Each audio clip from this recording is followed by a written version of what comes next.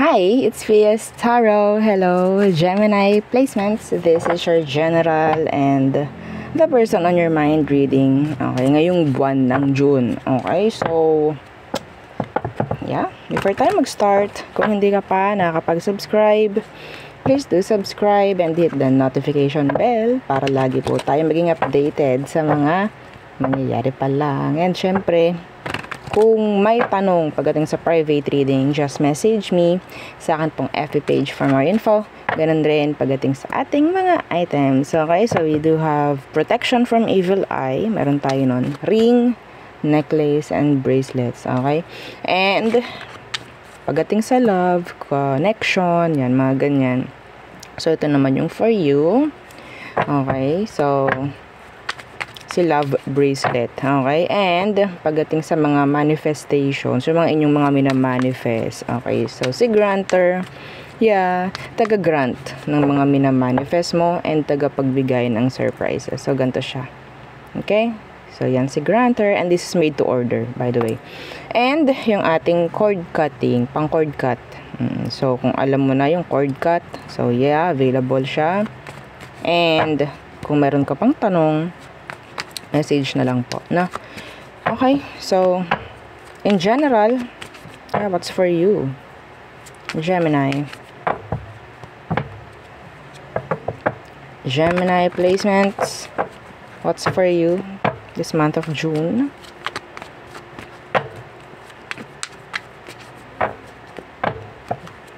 Gemini, what's for you? Okay. King of Cups. Who's that? Somebody. Okay.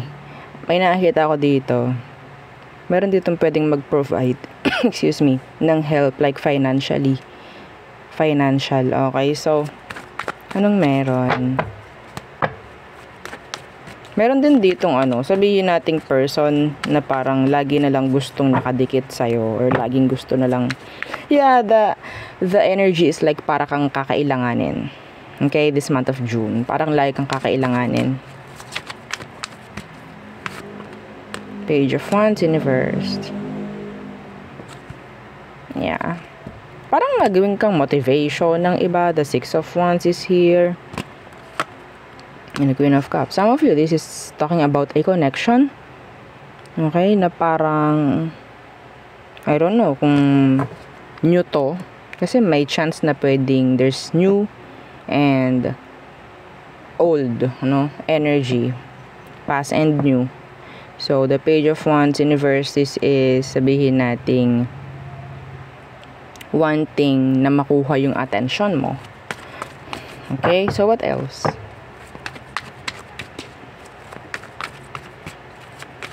What else for you, Gemini?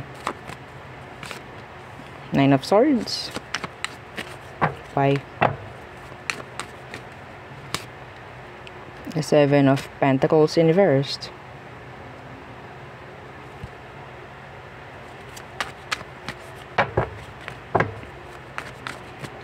Parang may narinig ako fallout.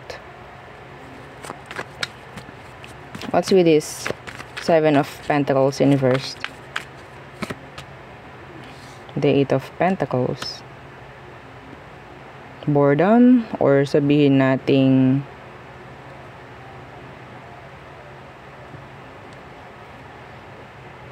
toxic environment, some of you. Kasi iba sa inyo meron parang sabihin nating pinagtatrabahuhan. Okay, merong tinatrabaho, consistent. Pero I don't know, nandiyan yung pagtatanong ng may mangyayari kaya. Parang may ganon. Yeah. The Two of Swords. Meaning to say, it's not, sabihin natin parang hindi sure. Some of you, kung may mga nakakapagbigay ng stress sa'yo, you have to avoid it. Para makapag-focus ka sa kung anong ginagawa mo. Yeah, mayroon ditong pwedeng mang-trigger, provoke. Okay? Pero kailangan mong gawan din ng paraan para ma-avoid mo. Okay? May chance kasi na pwedeng maka-apekto to sa kung ano man ang ginagawa mo everyday. Lalo na sa pamimera. Okay? Am I doing the right thing? Parang may ganun eh. Am I doing it right?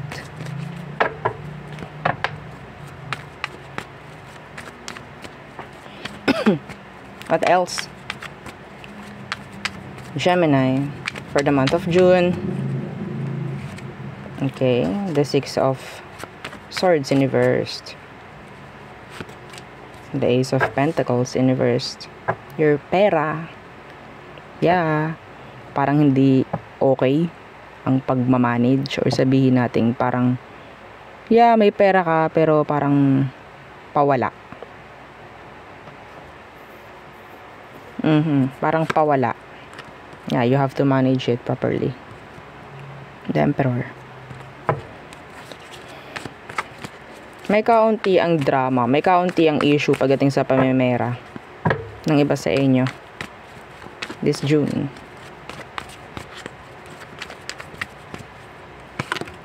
Yeah, the Magician in reverse. Yung iba sa inyo pwedeng nai-evil eye kayo or may evil eye kayo. Okay? Itong mga to, may chance na ayaw nila ng progress sa'yo. Ayaw nila ng improvement. Be careful. Okay? This is evil eye, I think. Or sabotaging the energy. I don't know. Pwedeng ikaw mismo nananabot tayo sa sarili mong energy. May chance. Okay? Yung pagkakaroon ng doubt or sabihin natin pagiging indecisive mo, if you're being sabihin natin if you're procrastinating. Okay? Always procrastinating. So may chance na pwedeng masabotahe everything. Kung ano man. Lalo na po sa pera, ha? Okay? Pero plus pa yung mga nananabotahe sa'yo. Energetically. You don't know. Okay? So, protect your energy. Protect your energy. Kung may evil eye ka, gamitin mo. Gamitin mo na. Now pa lang. Yeah. Okay? So, there. So, let's see. What's for you naman? Pagdating sa love. So, the person on your mind, Gemini. The person on your mind. Sino ito? This is for June. Okay? Gemini placements. The person on your mind for the month of June. So, who is this? Who is this, Gemini? Sino tong taong to na nasa isip mo ngayon? At anong magiging takbuhan ng connection nyo ngayong June? Okay, anong meron sa inyo? Sino muna ito? The Temperance. Okay, Temperance could be Sagittarius.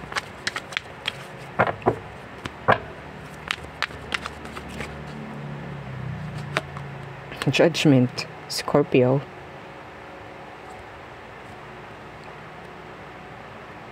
Ginugusto mo na magkaroon kayo ng pagkakaayos ng taong to. In general. You want conversation with this person. The Wheel of Fortune in reversed. I don't know who's who ang nakagawa ng mali sa past. Okay? And now, andun yung energy na parang meron ditong gusto ng pagkakaayos. Temperance and Judgment. Somebody is waiting sa isang opportunity para para maging okay yung situation mo with this person, I think. Could be Sagittarius and Scorpio. Anyway, it could be any sign. You're waiting for them. Or maybe they are waiting for you. Sa tingin ko, hindi pa kayo tapos ng taong to eh. Sino man to. Kuha pa tayo ng isa pang energy. Anong meron sa taong to? The Queen of Wands. Some of them, they're physically attractive. Or you're attracted sa kanila. Sa kanya. Could be. Okay? Some of them, they're sabihin nating open. Some of them, they're intelligent. Okay, they're acting like independent. Yeah. So, ganun yung energy niya. High standards. I don't know, may chance ng ganun. So, let's see. Anong situation nyo sa ngayon, Gemini? Anong situation nyo? Anong kailangan mong malaman sa situation? Gemini. The Four of Pentacles reversed. And the Justice.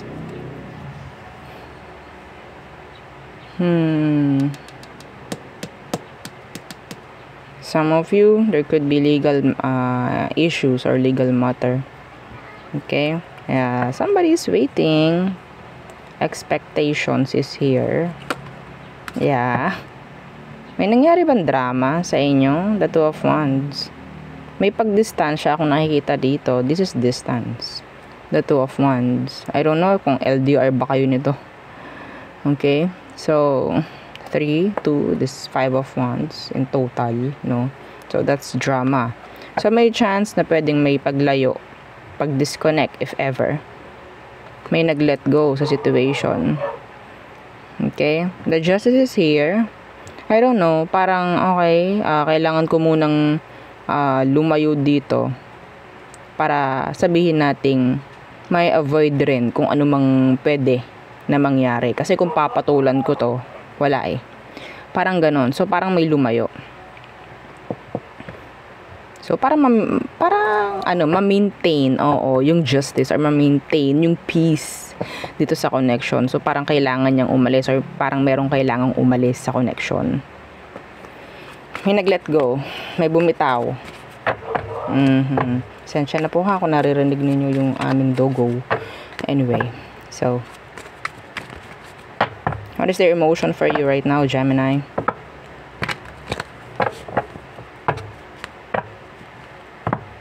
Their emotion for you. What is their emotion? 6 of Wands inversed. And they're mad. They're mad. Yeah. The High Priestess inversed. 10 of Cups. Magaling lang itong taong to na magbalanse ng emosyon. Pero they're mad. They are. The 6 of Wands, the 6 of the 6 of Wands and the 6 of Cups in reverse. They're mad.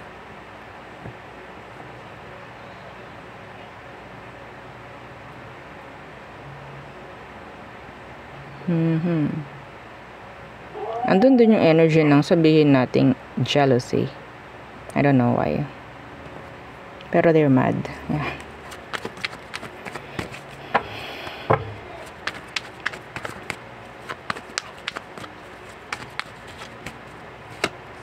Yeah. The 5 of Cups. There's disappointments. Na-disappoint sa'yo tong taong to. Gemini. Na-disappoint siya. They dropped you. Why? How do they see you? Let's see. How do this person sees you? How do they see you? Gemini. Bakit siya ganyan? Bakit siya lumayo? How do they see you? The Hanged Man.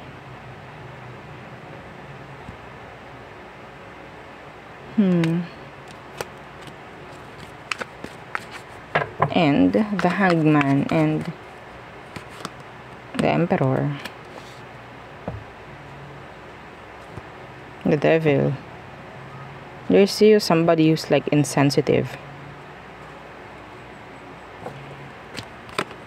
Okay, yeah, the Knight of Cups in reverse. They see you somebody who's insensitive. I don't know. The Devil is here. Under the deck. They see you somebody na parang Walang pakialam. Parang ganon. Some of you, nakikita nila yung dark side mo. So, yeah, the dark side. Yung parang akala mo perfect ka. Parang ganon. Perfect ka. Parang ganon eh.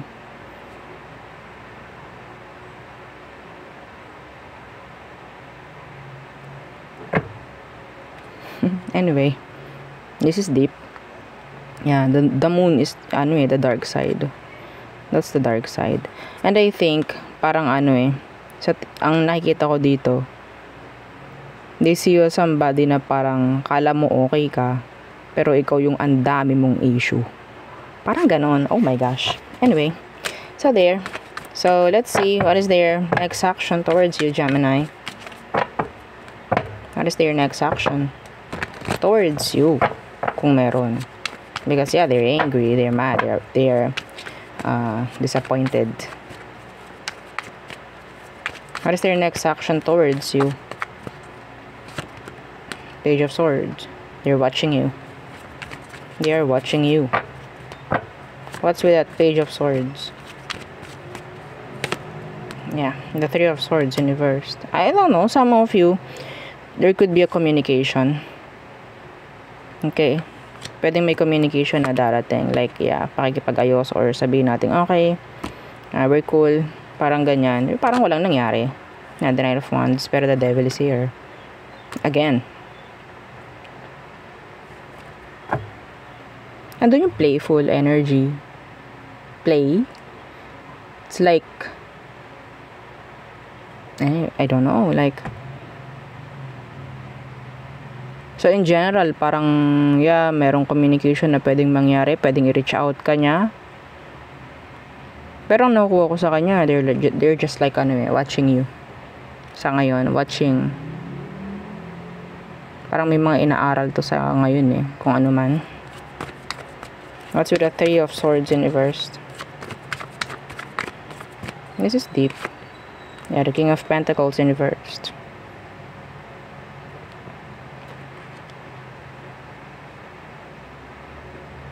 Sa ngayon, hindi ka para pakialaman ito. Yeah, the Four of Wands in reversed. Hindi ka para pakalman. It's like boomerang effect. Ang iniintay ng taong to sa'yo. Yeah. Walang cursing dito. Okay? Pero they know kung paano umaksyon si universe or si karma. They're just watching. Yeah, they're just watching. So let's see. What's the advice for you, Gemini? I don't know. Ito kasi parang ikaw ang nakagawa ng kamalian dito sa taong to. Tama ba na bigyan kita ng advice? Ha? Let's see.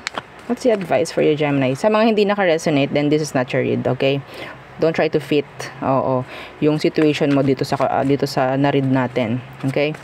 So, yeah, the Hermit. Realizations.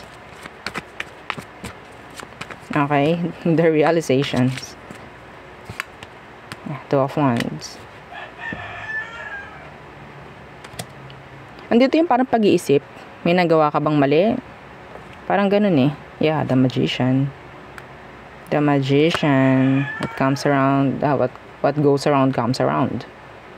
Death in reversed. Yeah, I think this is like a general advice for you na kung ano man yung pwede mong gawin, kung ano man yung binabato mo, yun yung babalik sa'yo. Parang ganun. Whether gumagawa man yung tao ng cursing sa'yo or what, or hindi man, depende pa rin sa kung anong ginagawa mong frequency, kung anong binabato mo. Okay? Hindi tumitingin si universe sa mga salita, sa mga actions, kundi sa frequency. So better watch out. Okay? So this is realizations. Okay, I don't know kung anong kailangan mong ma-realize, anong kailangan mong matutunan, mapag-aralan. Okay, this is deep. Tong reading na to, this is deep.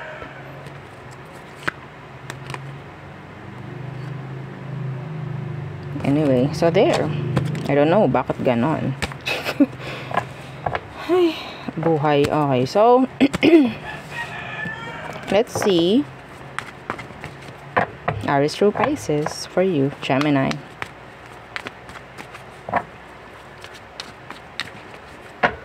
Okay. Aries, they have options. Some of them they're confused. Taurus, walang masyadong plano si Taurus. Gulong-gulo. Gemini, so this is karma. Yeah, that's karma. Cancer, there's drama. Leo, you don't know kung anong kailangan gawin, kailangang piliin, kailangang sabihin. Parang totally black out, parang ganun. Virgo, they miss you. Libra,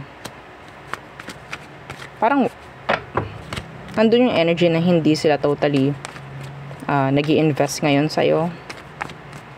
Scorpio, they're trying to avoid you. You're trying to avoid drama. Maybe. Sagittarius, they're sad. Confused. Capricorn, okay, so focusing on their career, finances. Okay. Aquarius, acceptance, completion with this aqua. Pisces, they're stalking you, they're watching you.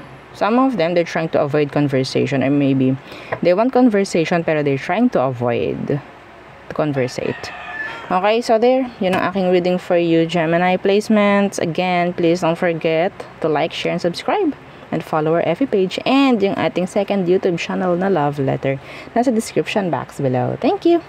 Bye.